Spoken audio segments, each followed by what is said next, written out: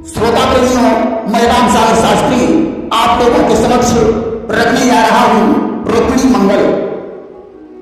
देखिए व्यास जी लिखते हैं कि राजा शीत भीष्मको नाम विदर्भाधिपतिर्महान तस्य पंचाभवन पुत्र कन्यका च वरानना।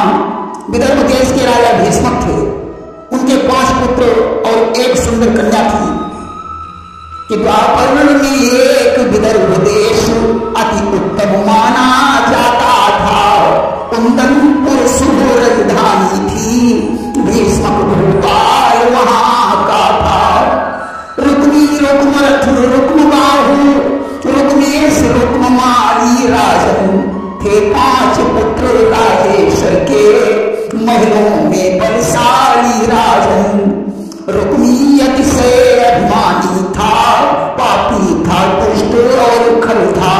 शिव जी के बल द्वारा जिसने 10 सहस्र हाथियों का बल था। महाराज भीष्मक की कुंदनपुर में राजधानी थी। रुक्मी रुक्मरथ रुक्मबाहु रुक्मेश और रुक्ममाली राजा के 5 पुत्रों के नाम थे, जिनमें रुक्मी दुष्ट और बलशाली था। वह शिव जी का भक्त था, जिनकी कृपा से उसे 10,000 हाथियों का बल प्राप्त था। राजा भीष्मक की पुत्री का नाम रुक्मिणी था, जो साक्षात कमला का अवतार थी। और जिस घर में प्रत्यक्ष ही कमला करे निवास, क्यों न रहे उस महल में 8 पहर प्रकाश। जिस घर में साक्षात कमला का निवास हो, भला उस घर में अंधेरा कैसे रह सकता है। एक बार की बात है, रुक्मिणी अपनी सखियों के साथ आंख बिचौनी का खेल खेल रही थी, जिसमें एक सखी की आंखों पर पट्टी बांध दी जाती थी। अन्य सखियां किसी कोने में छुप जाती थी, पट्टी वाली सखी उन्हें ढूंढती थी। परंतु रुक्मिणी के मुखमंडल पर इतना प्रकाश था, जिस प्रकाश के कारण सखियों का आसानी से पता चल जाता था। आज सखियों ने ठिठोरी में रुक्मिणी से कहा, रुक्मिणी तेरी वजह से खेल में बाधा आती है, तू स्वयं को पकड़ ही जाती है, तेरे प्रकाश से हम लोग भी पकड़ जाते हैं। और इसलिए अलग बैठ जा बहन या चंद्र बदन पर पर्दा करो, तुमने तो कर दी रात सुबह इस दिव्य ज्योति को फैला करो। इसलिए बहन तुम अलग बैठ जा, या तो अपने इस प्रकाश पर कोई पर्दा डाल दे, तेरे प्रकाश से तो रात भी सुबह की तरह लगने लगती है। इस प्रकार सारी सखियां हंसती हुई अपने अपने घर को चली गई। रुक्मिणी भी जाकर अपने महलों में विश्राम करने लगी। एक दिन रुक्मिणी ने महलों में आने वाले अतिथियों के द्वारा जब भगवान कृष्ण के सौंदर्य, पराक्रम और वैभव की प्रशंसा सुनी, तो उसने ये निश्चय कर लिया कि भगवान कृष्ण ही मेरे अनुरूप पति हैं। सोपसुत मुकुंदस्य रूप वीर गुणश्रिया ग्रहागतैर्गीयमानास्तम मेने सदसंपत्ति। अब तो रुक्मिणी भगवान कृष्ण के हाथों बिक गई। उसे बुढ़ियों का खेल अच्छा नहीं लगता है, रात की नींद नहीं जाती है कि तन से तन मन देकर मोहन के हाथ बिकानी है। गुड़ियों का खेल विसार दिया, निद्रा हो गई वीरानी है। चलते फिरते उठते बैठते वह कृष्ण का ही नाम लेती है। सखियों के बीच किसी राजकुमार की चर्चा होती है तो कृष्ण का ही गुणगान करती है। इधर राजा भीष्मक ने देखा कन्या विवाह के योग्य हो गई है। उन्होंने बंधु बांधवों और पुत्रों को सभा में एकत्रित करके कहा, पुत्री के विवाह के योग्य किसी वर की तलाश करो कि अब किसी राज कुल की तलाश बंधुओं जतन के साथ करो। भैया अब जितनी जल्दी हो कन्या के पीले हाथ करो। अब तो दरबारी राजकुमारों की चर्चा करने लगे। रुक ने कहा, पिताजी चंदेरी का राजा शिशुपाल रुक्मिणी के लिए श्रेष्ठ है, उसके पर विक्रम के आगे सारे राजकुमार बेकार हैं। रुक्मवीर ने अंत में कहा, हृदय का हाल तात रुक्मिणी योग्य तो है नरेश शिशुपाल। यह सलाह राजा के समझ में नहीं आई। तब तक छोटे पुत्र ने कहा, पिताजी मुझे तो कृष्ण के आगे सारे राजकुमार जुगनू के समान प्रतीत होते हैं। भीष्मक ने कहा, पुत्र तुम सत्य कहते हो, मेरा भी विचार यही है कि सौभाग्य अगर बेपना हो, बरनी मेरी सुकुमारी हो, इस बूढ़े की या भक्ति भेंट उन चरणों पर बलिहारी हो। रुक्म ने तलवार निकाली, उसने कहा, मेरे जीते जी कृष्ण के साथ विवाह कभी नहीं हो सकता है। जिस कृष्ण की जाति और पिता का नाम भी पता नहीं है, मैं उसके साथ अपनी बहन की शादी कैसे होने दे सकता हूं? कि मेरे आगे या छलबल की क्या बौछारें फल पाएंगी, जो ये शादी पक्की होगी तो तलवारें चल जाएंगी। याद रखना पिताजी, यदि कृष्ण के साथ विवाह हुआ तो तलवारें चलेंगी। अब तो सभा में सन्नाटा छा गया। रुक्मिणी ने ब्राह्मण और नाई को बुलाकर शिशुपाल के पास टीका भिजवा दिया। अब तो रुक्मिणी उदास हो गई। सखियों ने कहा, रुक्मिणी अब तो तेरा विवाह होने वाला है, वह भी पराक्रमी शिशुपाल के साथ, तुझे तो प्रसन्न होना चाहिए।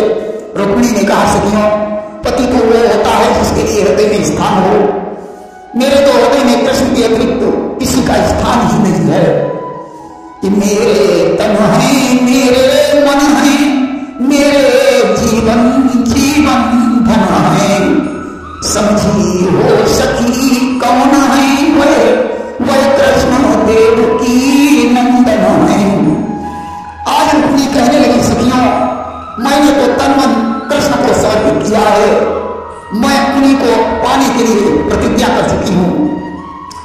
कि सुनी मंदिर सोहन के जस को तन हूं मन हूं पनिबंदित कौरी, परिवार हुई परिवार चुकी, चित चोरी गयो चित चोर के ठौरी।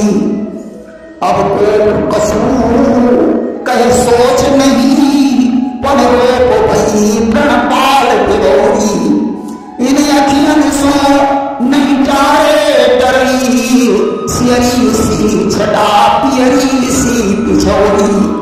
अब तो रुक्मिणी के प्रण को सुनकर सारी सखियां शांत हो गई। आज रुक्मिणी भगवान कृष्ण से विनय करने लगी कि वो हर घर में रहने वाले मेरे भी घर में गुजर करो, हे दीन दुखी के मददगार, मुझ दुखियारी की मदद करो। हे प्रभु हमारी लज्जा तो अब आपके ही हाथ में है, मैं तो आपके सेवा की दासी हूं। आज उदास मुद्रा में रुक्मिणी घर लौटी। सखियां अपने अपने घर चली गई।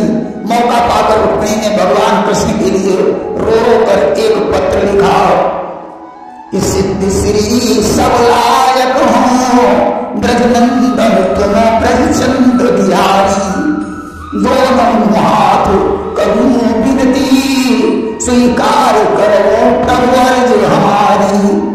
नाथ के हाथ बिकाई चुकी, किनियाई रहे हो सिर संकट भारी, अजो शिशुपाल गयो नहीं ब्याही, तो शान घटई यदुनाथ तुम्हारी।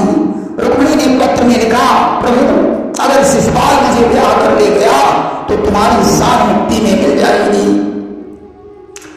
पत्र लिखकर उसने एक ब्राह्मण को दिया और बोली, हे विप्रदेव मुझे अपनी पुत्री मानकर मेरा यह पत्र द्वारका नाथ के पास पहुंचा दो और उनसे कह देना कि अगर आप ठीक समय पर नहीं आए तो रुक्मिणी को जिंदा नहीं पाओगे।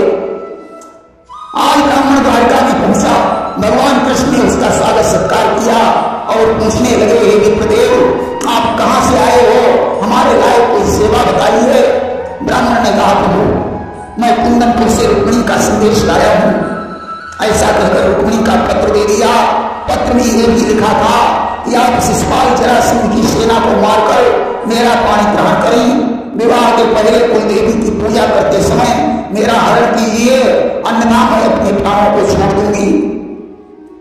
मरकर भले ही मुझे सैकड़ों जन्म लेने पड़े, परंतु मैं आपको प्राप्त करके ही मानूंगी। आज पत्र पढ़कर भगवान ने दारुक सारथी से कहा, शीघ्र रथ तैयार करो, परसों रात्रि काल में विवाह लगना है। रथ में विप्रदेव को बैठाकर एक रात में विदर्भ में पहुंचे।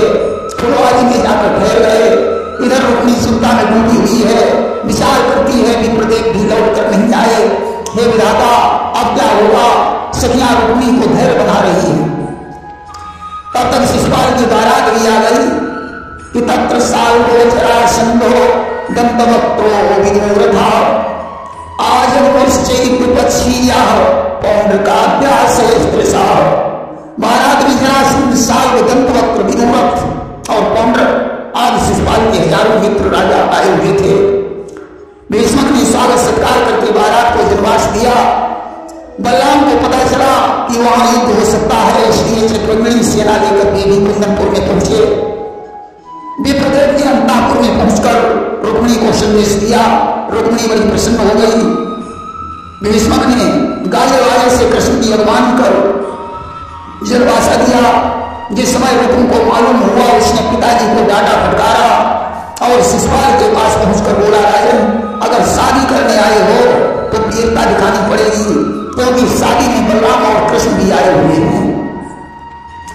कि यदि शादी करने आए हो तो जुर्रत दिखलानी होगी, या ध्यान रहे इस जलसे में वीरों की बलिदानी होगी। जरासंध ने कहा, शिशुपाल, कृष्ण तो बड़ा निडर है, मैंने उस पर 17 हमले किए, परंतु फिर भी मैं उसे मार नहीं पाया। रुक्म ने कहा, कृष्ण को दिलावर नहीं कहा जा सकता है। वो छोरा छोरी भाग कर द्वारका को चला गया। वीरता को वीर अगर होता तो तुम्हारा सामना करता।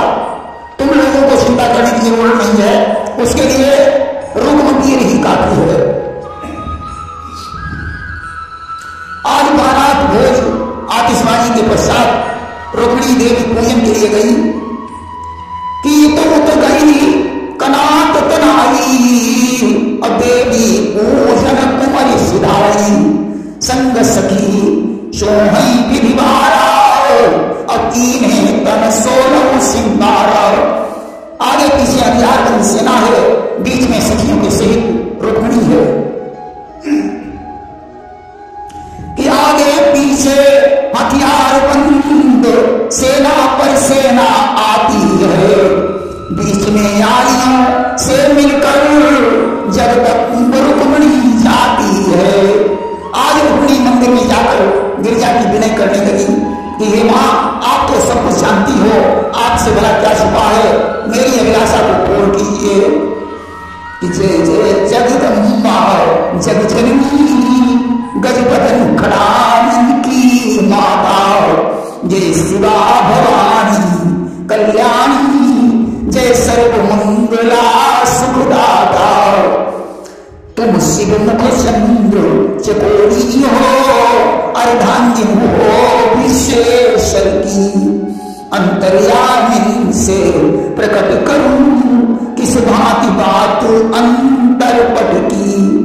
आज मंदिर में वाणी हुई, रुक्मिणी तेरा पथ तेरे सामने खड़ा है। अब तो जो रुक्मिणी ने कृष्ण को देखा, उसने अपना हाथ आगे बढ़ाया।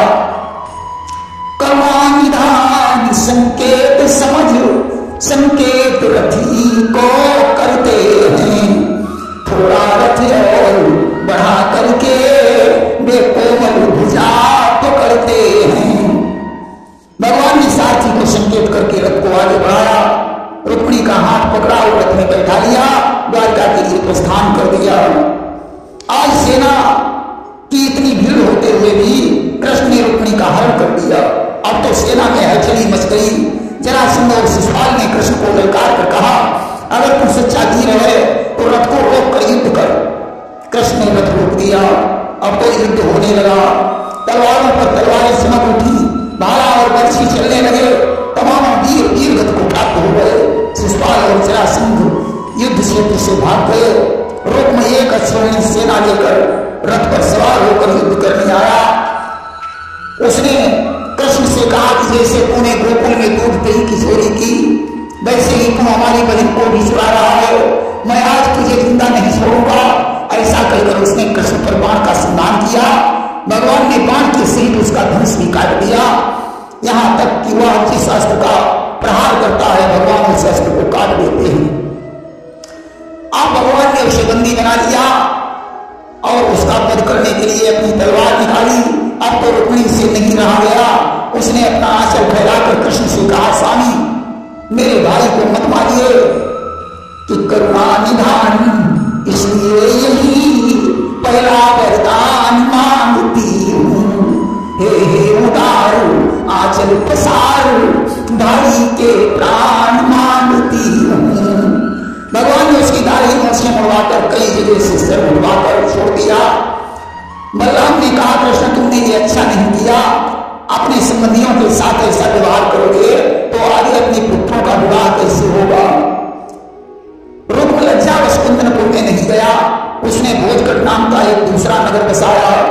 पिता ही ठौर नगर एक डारा, और नाम भोजकट कर धारा। सर्व जाति सन्मान बुलाई, और रयो कहा सुत नारी बुलाई। उसने वहां समस्त जातियों को बसाया और पत्नी तथा पुत्र के सहित रहने लगा। और इधर भगवान कृष्ण रुक्मिणी सहित द्वारकापुरी में पहुंचे। द्वारकापुरी में जाते ही घर घर आनंद उछाह हुआ। वैदिक विधान से नियम सहित रुक्मिणी कृष्ण का ब्याह हुआ। द्वारकापुरी में भगवान कृष्ण के साथ रुक्मिणी का विवाह हो गया। प्रेम से बोलिए वृंदावन प्यारी